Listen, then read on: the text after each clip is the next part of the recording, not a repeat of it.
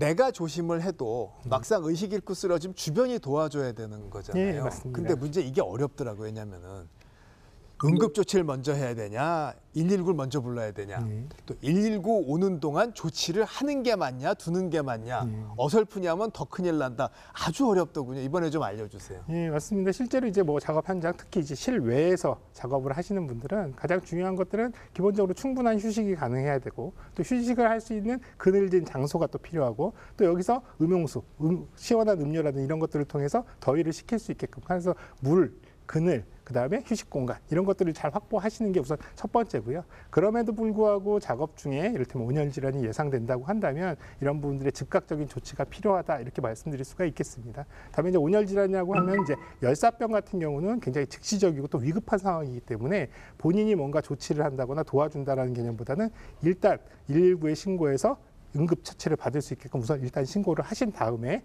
이 질환자로 의심되는 분을 조금 더 이제 그늘이라든지 조금 더 이제 휴식이 필요한 공간으로 이동한 이후에요. 옷이라든지 이런 것들을 조금 여유 있게 풀어서 안정감을 갖게 하고 또 뭐 차가운 이제 찜질을 할 수 있는 뭐 차가운 이제 이 얼음이라든지 뭐 이런 것들이 있다면 몸의 온도를 식혀주는 또 차가운 물수건 같은 걸로 몸을 닦아주시는 것도 가능합니다. 그래서 몸의 체온을 낮추는 역할들 이런 것들을 좀 해주시면 좋겠고요. 또 한편으로는 이제 시원한 음료를 마시게끔 해서 이런 부분들을 조금 체온을 좀 안정시키는 부분들도 필요한데 다만 이제 의식이 없는 경우에는 무리하게 이렇게 음료를 마시게 하는 경우가 더 위험할 수 있기 때문에 이런 부분들을 조금 조심하셔야 된다 생각이 됩니다.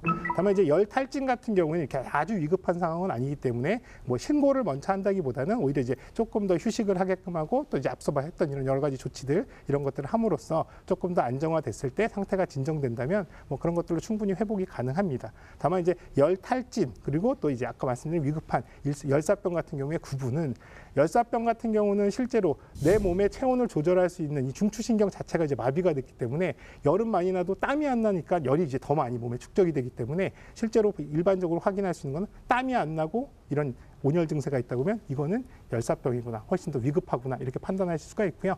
오히려 열 탈진 같은 경우는 땀이 뻘뻘 나면서 열이 나는 상황 이런 경우에는 오히려 덜 위험한 상황이다 이렇게 한번 인지를 해보실 수 있겠습니다.